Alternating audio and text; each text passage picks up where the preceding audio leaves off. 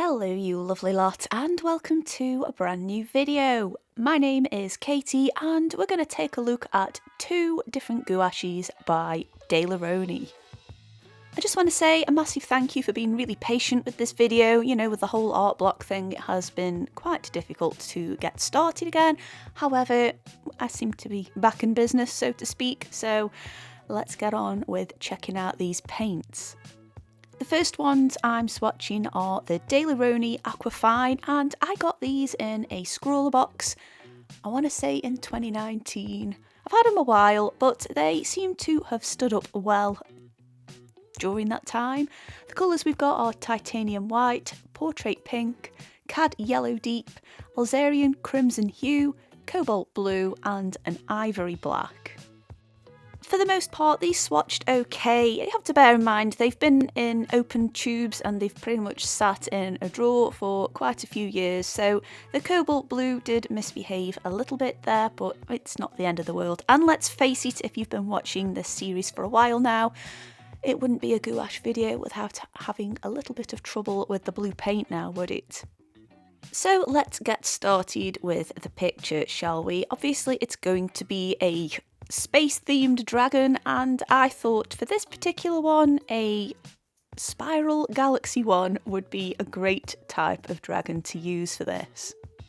As always, I've used the Frisk hot press watercolour paper, and I am pleased to say that this is all used up now, so I think once this video has gone out I might do another one just giving a bit of a recap on all the other paints that I've used so far. And don't worry, I've purchased another pad because I think this paper is just beautiful to work on with the gouache anyway. It's good for watercolours too, but it's like chef's kiss for gouache, and I can't recommend it enough. Anyway, that's enough gushing over paper there. Let's talk about the process that's going on before you. So, you know, I always like to start off with the background first. It's just quite a practical way of approaching a picture, and there's just something quite nice in filling in all of that space. The negative space left behind is obviously the potential for the picture to develop throughout.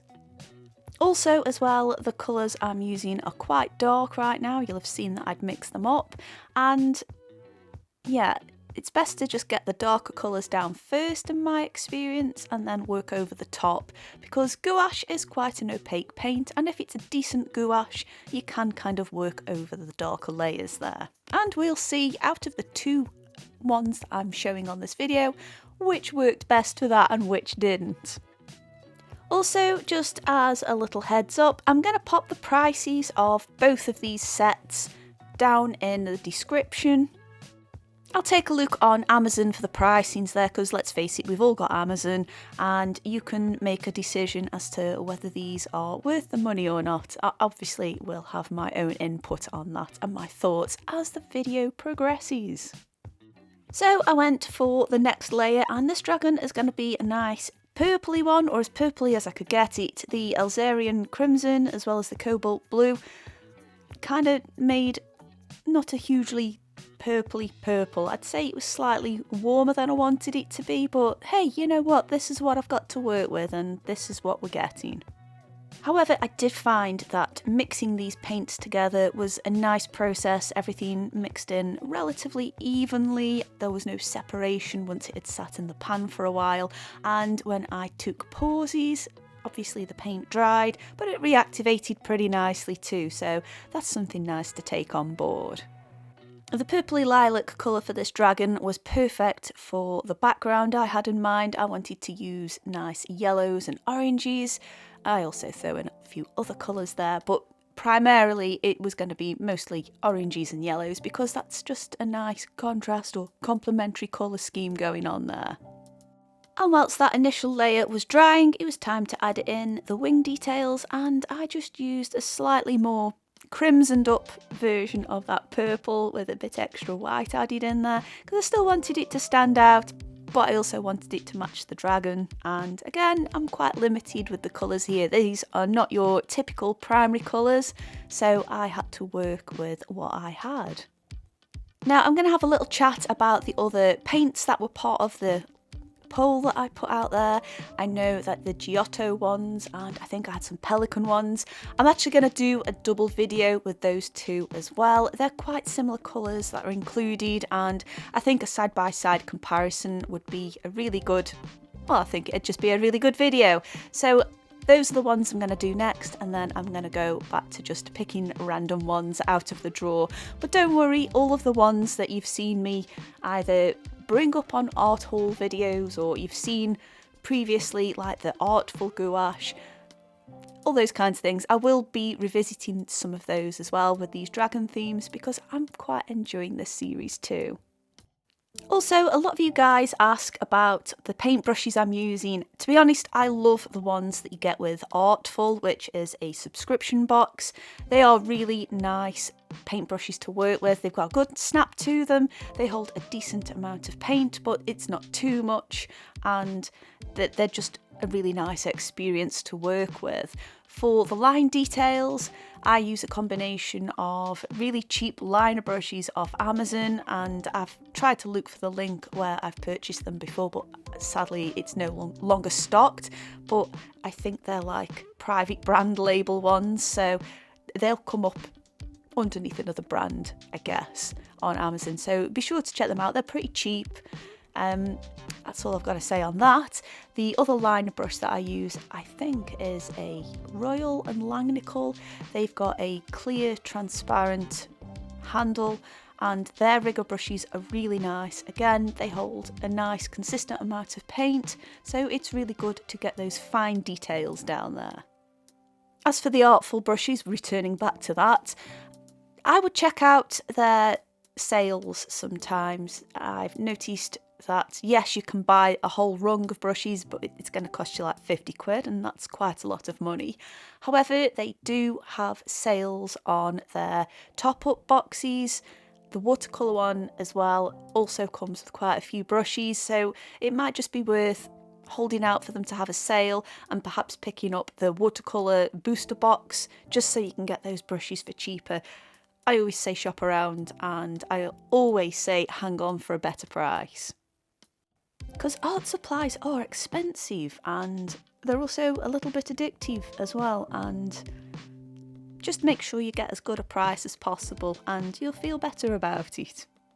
Anyway, waffling aside, let's talk about what's going on here. So you'll have noticed that I have started to add additional colours to that galaxy in the background there, and I really wanted it to be as spirally as possible. It was actually quite difficult trying to conceptualise how I was going to do this because I honestly hadn't painted one like this before. I'll be really honest with you there. This was a bit of a new thing for me. So I thought we'd go a little bit pointillist with it and just lots of dots, lots of nice dots, adding in all of those stars as well as merging in the deep space background as well at times, and just gradually carving it as I go along. It was a challenge, I'm not going to lie, but I'm actually quite glad with how it paid off. And I also used that same technique for the dragon's body, but I obviously used bigger blobs of paint. And there's just something quite lovely how that is sitting on the surface of the painting there. These paints were really good for doing this, and I was quite pleased with them. I don't think they're a super expensive brand. I think they're sort of the one before the Rowney designer gouache, which I just don't have. That might be a long time in the future before I go there, because I do have quite an embarrassing amount of this paint, and I could do with using some of it up before purchasing some more. But I would say this is pretty good for beginners. I'd say it would be on a par with the Royal and Langnickel ones, but again, the price point, go for the Royal and Langnickel ones. Way cheaper and really still good paints to work with. They still seem to be winning on the good value scale we've got going on here. And speaking of scales, I went in there with a lighter blue just to add a little bit of definition along this dragon's back. It was sort of time to start adding some highlights in there, so the wing colour I just added a little bit more white into what I'd previously mixed, and I went over the top there just to make things stand out a little bit more. Once that was completed, it was time to add some colour onto that border, and I decided I fancied a change. The dragon was purple, there was a lot of purple going on there, so I went for a rather nice light blue instead.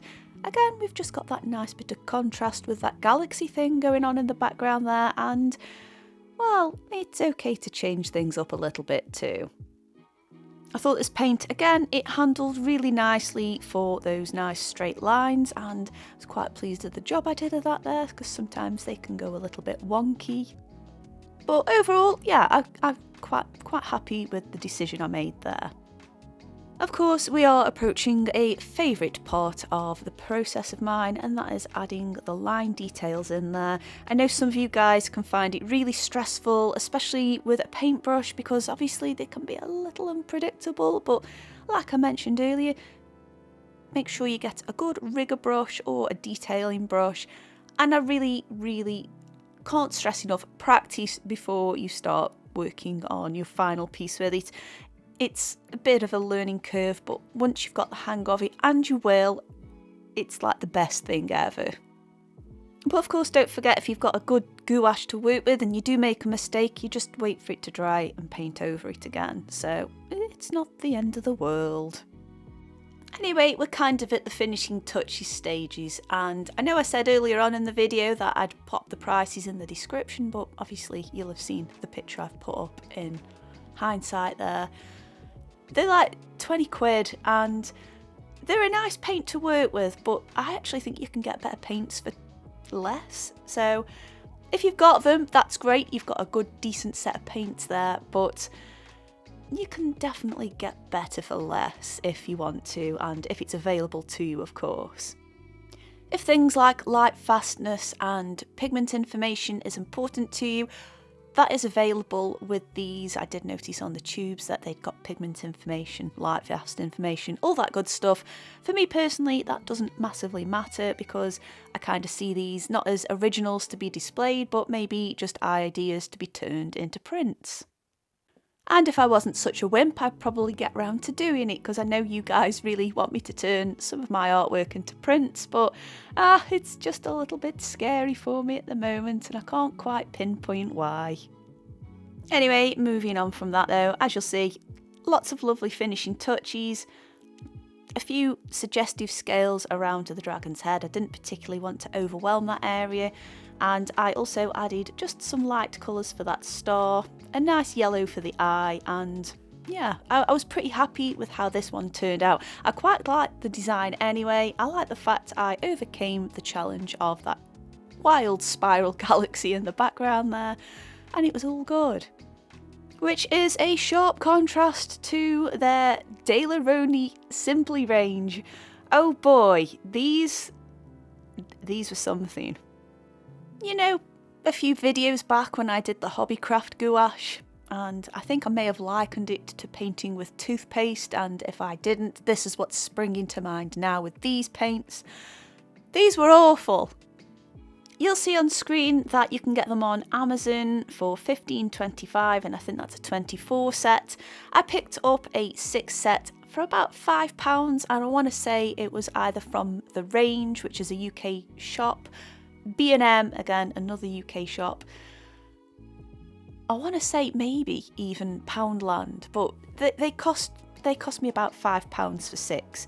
There is no way I would pay £15 for 24 of them. There is just no way.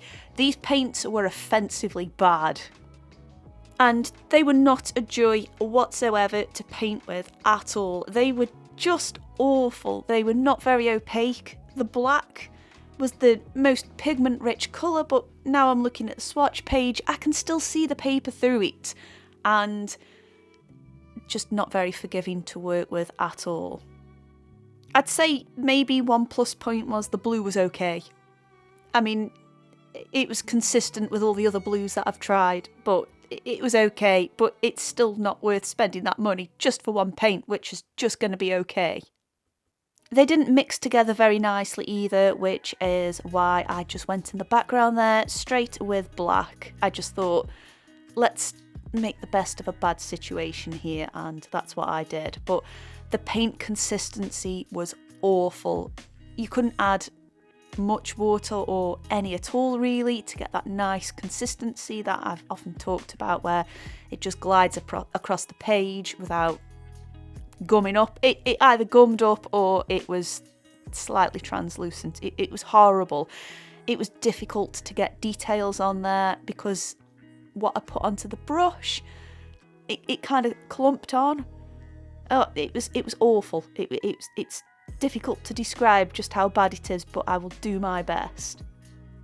I tried mixing a little bit of the blue in with the black, or a bit of black in with the blue, but it was just awful. And you can see on screen now how much I'm struggling to get that pigment onto the page. It was diabolical. I definitely don't recommend these paints.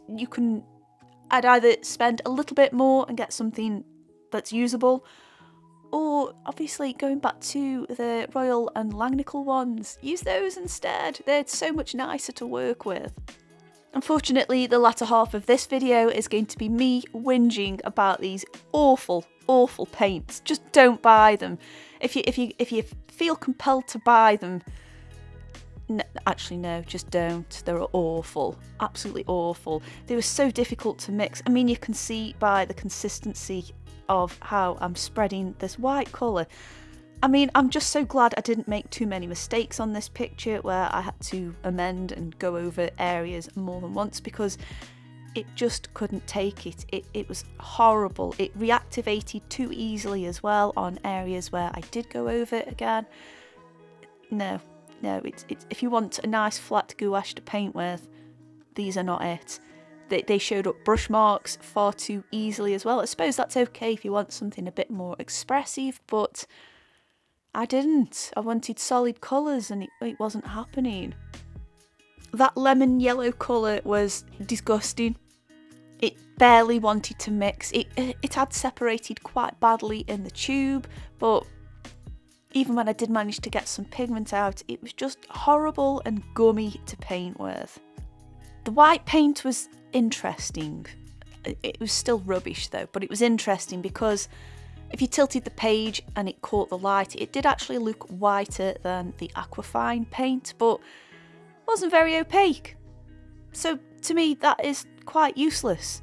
And even when I mixed it with this blue, it was just awful. It was just so awful. I've not felt this disgusted by a supply for quite some time. It was so difficult to mix the colours together, and when you thought you had and you applied the paint, you'd find out that no, some of it had obviously not been mixed in properly, and I can take some responsibility for that. But I mean, I really mixed that paint, but like there were clumps of pigment which obviously didn't want to mix until I was actually painting it on the page, and it was too late to do anything about it. I decided that that white paint was just a little bit too rubbish to add highlights, so I opted for adding shadow scales instead. I think I do attempt it a little bit, but nothing seems to show up. It's just so desaturated and disappointing, and I'm glad I'm at least trying these so you guys can make a decision about what gouaches to try for yourself. But they were just horrible. I mean, what else can I say? They were just horrible to work with, and I definitely don't recommend them. I'd say one of the worst parts of doing this picture was the lining, because again, how the paint clung to the brush, it just didn't feel great. It just didn't want to consistently move off the brush and do those fine lines that, you know, I'm quite fond of. As you actually can see on screen now, I am using that white, and when it dries, it's just not very flat. The scales just don't look very shiny, and again, it was disappointing. Trying to get the detail of the moon on the back, again, this paint, you either had to apply it really thickly or just not at all, because it wasn't going to show up, and it was so difficult getting those details in there. The amount of times I had to keep dipping my brush back into the paint because it just wouldn't flow properly. And of course, when I'm doing the line details, I want it to be a long, consistent line without any breaks in there. And unfortunately, I just wasn't able to do that, and it was really frustrating. You're not going to learn how to use gouache properly with these paints. I feel like I'm ranting here. I don't do that very often, but these really made me cross. However, it has also made me a little more curious to those other cheap gouaches I picked up whilst I was in Madeira, and I want to see if they're going to be the same quality, or obviously better, and I doubt they can be any worse, but you know, we'll consider that as well. I want to see how they're going to compare with these cheap Rowney ones. So obviously we have a moon dragon here. Well, I reckon I can get a couple more moon dragons for the different phases, and I think they will make a nice trio together. What a shame though, I wasted such a lovely design on such awful paint. I really feel like if I'd used different paints, I probably would have done a much nicer job. And it's not very often I'll even blame the materials for a bad job, but I feel like I confidently can at this stage. I've done plenty of these dragons, and you can tell I'm not happy with this paint. I guess I'll stop waffling on and try and salvage the rest of this video by being a little bit more positive, I guess. I suppose if you like desaturated colours and a really difficult painting experience for a challenge, then sure, give these a try. You'll not be disappointed in that respect. But yeah, if you've not used gouache before and these are your first paints and you hate gouache as a result of that, then I am really sorry, but there are better paints for less money out there, and I definitely recommend giving those a try as an alternative. Anyway, here is a side-by-side comparison of the two Rowney paints. They are like night and day, aren't they? Completely different. Out of the two of them, definitely recommend the Aquafine. They're quite nice to paint with. But I'm still going to recommend the Royal and Langnickel and the Pebeo Studio Gouache as well. If you've made it this far through the video, well done, and thank you so much, as always, for watching. I'll pop a couple more videos or a playlist on screen that I think you're going to enjoy, but in the meantime, I shall see you lovely lot soon. Bye!